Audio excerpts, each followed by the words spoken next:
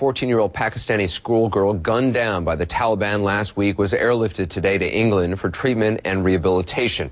You may know Taliban gunmen stormed onto her school van, shot her in the head at point-blank range. Now, for years, Malala has defied the Taliban's ban on girls attending school. She's dared to speak out publicly for every girl's right to an education. Here's what she told CNN's Reza Saya last year. So why do you risk your life to raise your voice? Because I thought that my people need me, and I shall raise my voice because if I didn't raise my voice now, so when will I raise my voice? Some people might say you're 14. You don't have any rights. You just have to listen to mom and dad. No, I have rights. I have the right of education. I have the right to play. I have the right to sing. I have the right to talk. I have the right to go to market. I have the right to speak up. Malala also wrote a blog for the BBC describing her fears and her hopes for the future.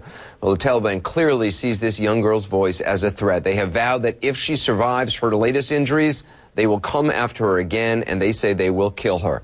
Today, Pakistan's Interior Minister told CNN's Christian Amanpour there's now a $1 million bounty on the Taliban spokesman who took credit for the attack. Malala's shooting has ignited outrage across Pakistan and the entire world. Tens of thousands of protesters attended a rally yesterday in Karachi, which is Pakistan's largest city. Malala's doctors say her condition is good, but that her recovery could take months.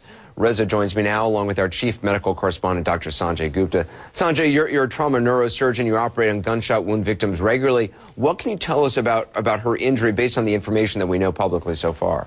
Well, you know, the doctors say they spent about 3 hours doing an operation after she was shot point blank. We understand with the 9mm weapon, is my understanding. You know, it's a pretty significant injury, as you might guess.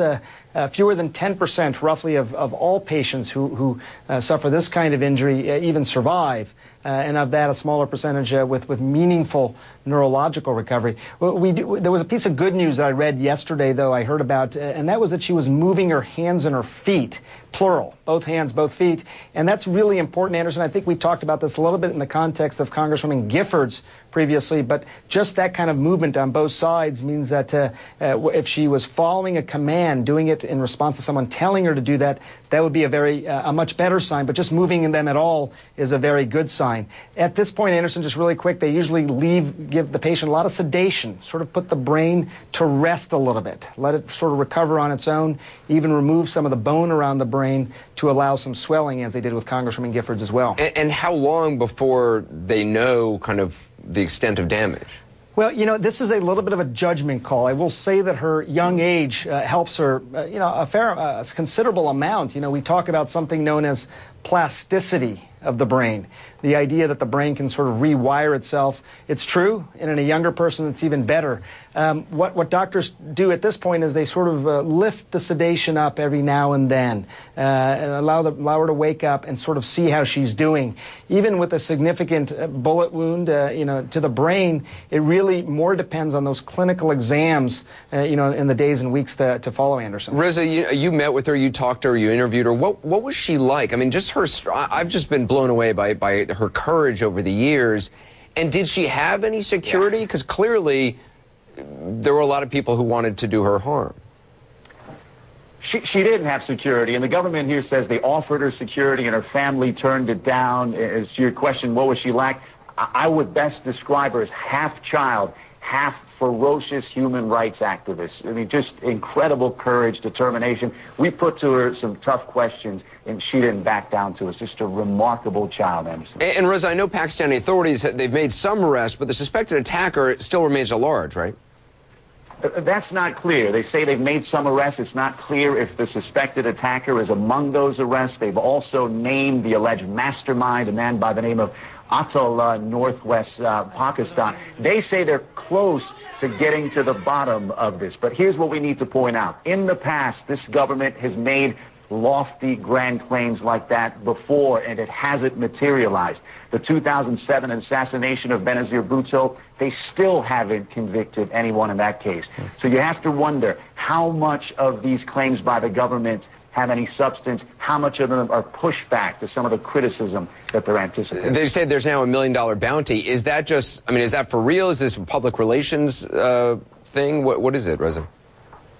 Here's what's strange. There's a $100,000 reward for the attacker, a $1 million bounty for the Taliban spokesperson. Why is the bounty for the attacker less than the bounty for the spokesperson?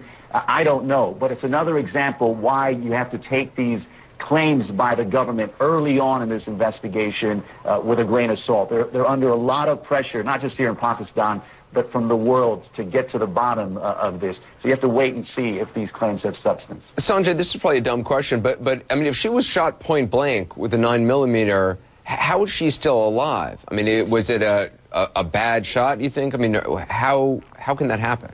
Well, you know, there's certain parts of the brain which are just going to be much more vulnerable and critical than other parts of the brain. You know, someone who, for example, has a injury on the right side of the brain, typically that involves primarily the right frontal area, that's not as significant an injury. And that's, you know, obviously, you think about brain injuries overall, and certainly penetrating brain injuries, they are all critically, you know, treated. But I think it just, you know, we saw the same thing with Congresswoman Giffords. People can survive these types of injuries if they get early treatment and they reduce the swelling around this quickly. I will say that from what we heard, Anderson, it sounded like she was shot and the bullet ended up somewhere near the back of her neck. So I don't know where the entry point was, but it took about 3 hours again for surgeons to try and remove the bullet and some of the bleeding around that. And Reza, the Taliban, I mean, what's so just insidious is that they have vowed if she survives, they're going to come after her again and they're going to kill her. I mean, I guess obviously she will have protection. If she does survive, she will have protection from now on. Yeah, that's what the government says. The Taliban says not only are we going to come after her, we're going to come after the family. She, along with her parents and her little brother, are safe in England. She has other family members here. The Interior Minister saying they have protection. The other two girls injured in the attack, the government says they have protection as well. We'll continue following.